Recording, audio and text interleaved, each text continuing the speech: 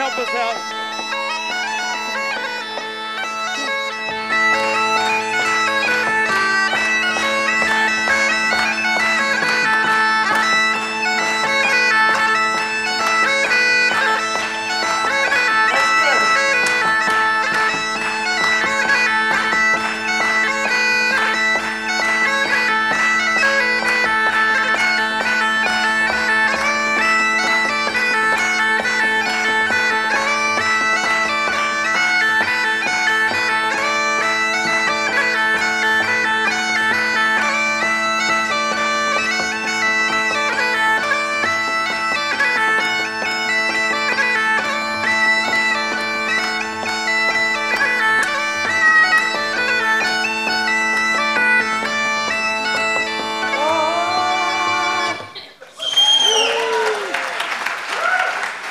Cormac Gannon over here on the Bodhran. You are listening to one of the original members of the Pipers Club, one of the founders of its resurrection in the 70s, who helped recreate it from the ashes of the earlier Pipers Club, which was formed in the 1890s in San Francisco. And that big hairy Highlander out there is the other one, Ted Anderson. Ted and Sean were among the first.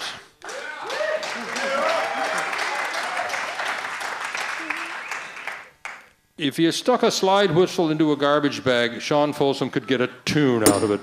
He plays every form of bagpipe known to man and several that aren't. He will now give you an experience. Thank you, Dave. Dave Winter, ladies and gentlemen. This is the history of the pipes, a very attenuated version. So in the beginning, the silver pipes of Ur, 4,800 years ago, Queen Pu-Abi, and she had Pu-Abi, that was one of the three names, died, and 40 of her royal retinue were buried with her. And they were in all the positions where they would have been in her living court. They all drank poison and went with her. It included her harper and her piper. And the pipes there were two sets, and they were broken to send them into the next world with the piper, but the harps, funnily enough, were left intact. Maybe because the harps are more sacred, I don't know. But anyway, along comes Sir Leonard Wooley, digs them up. Part of the dig was funded by the British Museum, so they got the harps, and the other part was the Philadelphia Museum, University of Pennsylvania. And they're in fragments, and a friend of mine named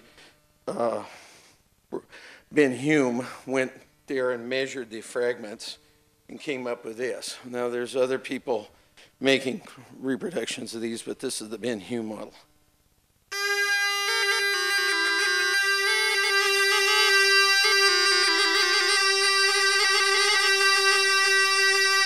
Now I'm not going to play any Sumerian music, but at least you got the sound.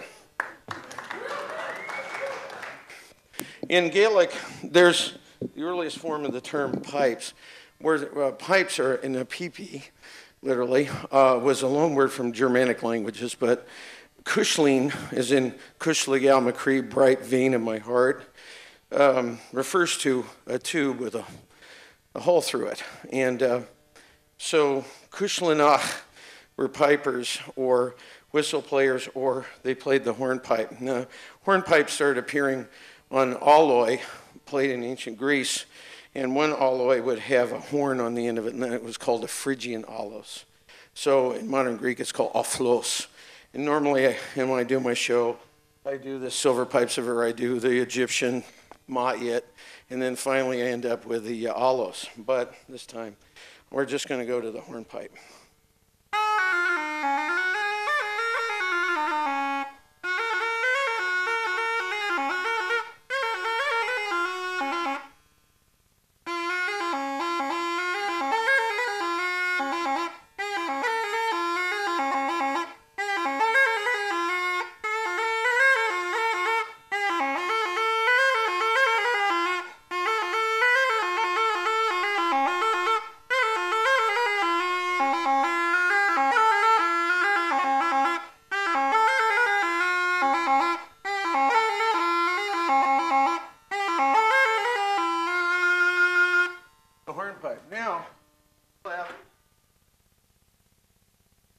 the linear descendant of those opposed double pipes is the Italian Zampogna, and this is a 4-palmy Zampogna, the measurement palmies. There's actually one that's twice as large, and it's called the 8 palmy. This is 4 palmy. Anybody speaks Italian here? You can learn a new word. Zampogna means symphony. So, io sono americano, sono Giovanni lo Zampognaro, il suo servizio. So, this is the Zampogna.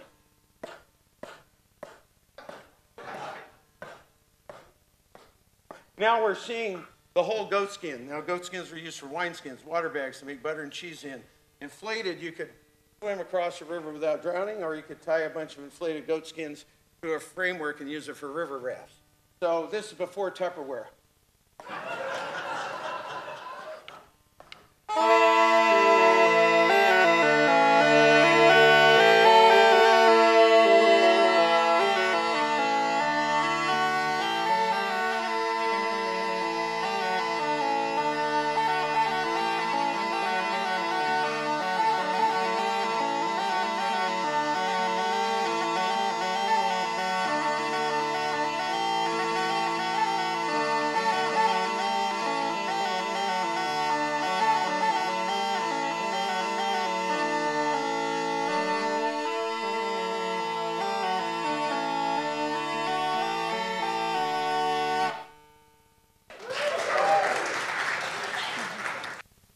This is what they had in the Renaissance. Was they had two music. They had outdoor music with loud music. They had indoor music with soft music. Now you get to hear what this sounds like.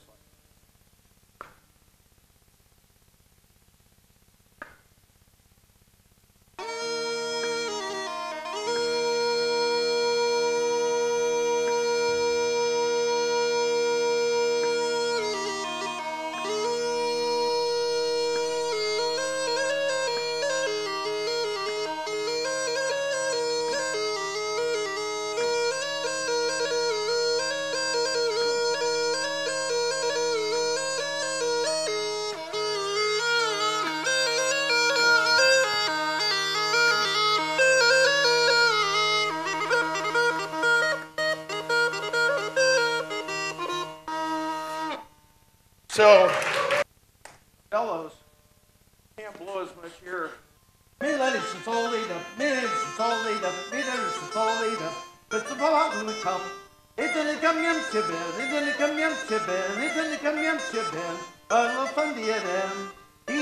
Happens a week, it's over the following day. He says there's a pipe on his cheek, follows his money away. It's in the come yum chibbin, it's in the come yum chibbin, it's in the come yum chibbin. I love fun the them.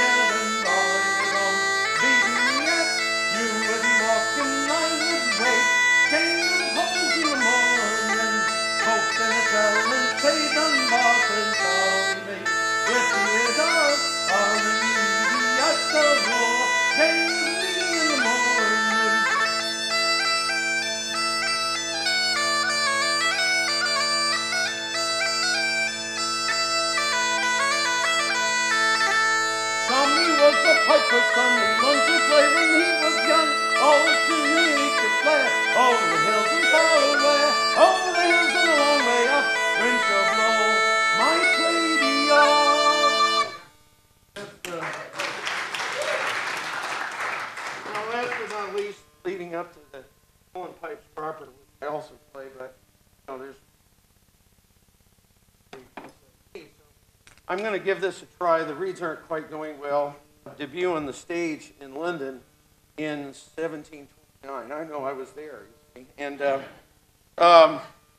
there was a piper named Gannon, who obviously with that name was Irish, and there was this cotillion scene. Now they didn't, the whole idea of the Beggar's Opera, which is the play that was in John Gay, was pickpockets and thieves imitating the manners of their betters.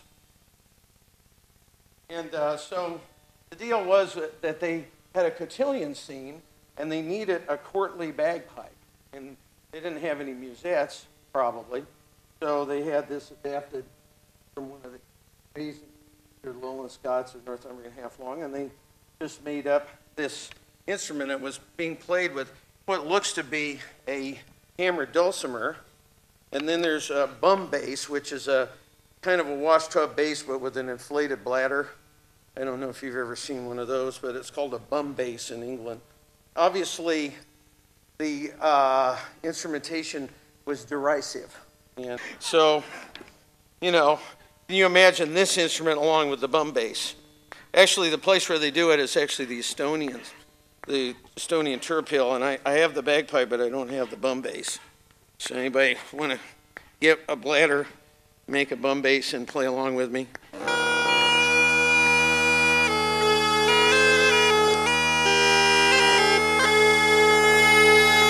Borden Charlie Pivanica Philippico, Borden Charlie Pivanica Philippico, oh Shivan like Chassis, oh Shivan like Show, oh Shivan like Chassis, Rinka Philippico. So that's it. This isn't doing well. Thank you very much for your kind attention.